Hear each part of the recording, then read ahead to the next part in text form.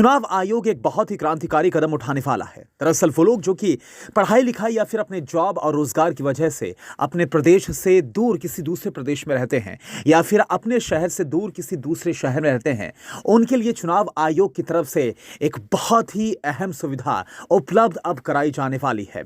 दरअसल ये सुविधा होगी कि अगर चुनाव होता है तो वोटिंग के लिए अब आपको अपने प्रदेश आना नहीं होगा।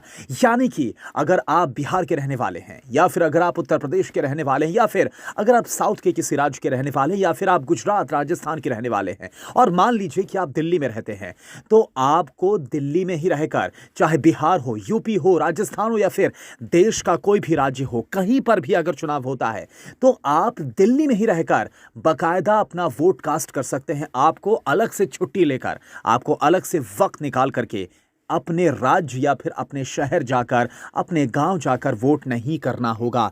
इस पर बहुत जल्दी बड़ा फैसला चुनाव आयोग की तरफ से लिया जाना है। फिलहाल इस पर मंथन जारी है और तमाम जो राजनीतिक दल है उनके साथ सलाह मशवरा चुनाव आयोग की तरफ से किया जाना है। इस पूरी खबर को पूरी डिटेल के साथ आपके सामने हम रखते हैं, लेकिन इससे पहले अगर आपने अभी तक हमारा चैनल सब्सक्राइब नहीं किया है तो प्लीज सब्सक्राइब करें।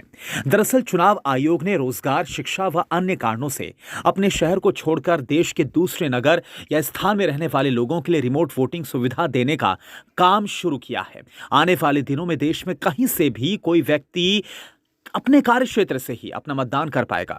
प्रवासी मतदाताओं को वोट करने के लिए वापस अपने गृह नगर जाने के झंझट से मुक्ति मिल जाएगी। चुनाव आयोग ने prototype remote electronic voting machine यानी कि आरवीएम विकसित कर दिया है।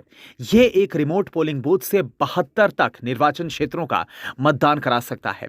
चुनाव आयोग ने प्रोटोटाइप आरबीएम के प्रदर्शन के लिए राजनीतिक दलों को आमंत्रित किया है।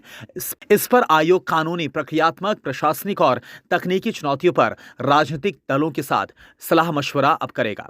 चुनाव आयोग के मुताबिक दरअसल आधुनिक तकनीक के युग में महज प्रवासी होने के आधार पर मतदान के अधिकार से वंचित किया जाना स्वीकार योग्य विकल्प नहीं है।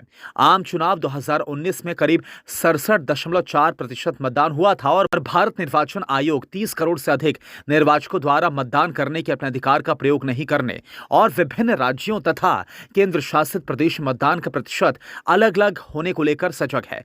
यह माना जाता है कि एक मतदाता द्वारा निवास के लिए स्थान में पंजीकरण न कराने और इस तरह मतदान करने के अधिकार का प्रयोग करने का अवसर गंवाने के अनेक कारण होते हैं।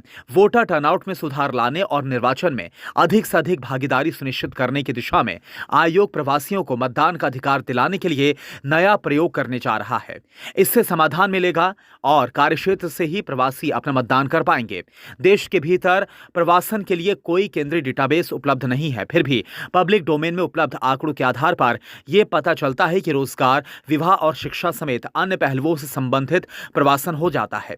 अगर हम घरेलू प्रवासन को देखें तो ग्रामीण आबादी के बीच बड़े पैमाने पर यह देखा गया है। आंतरिक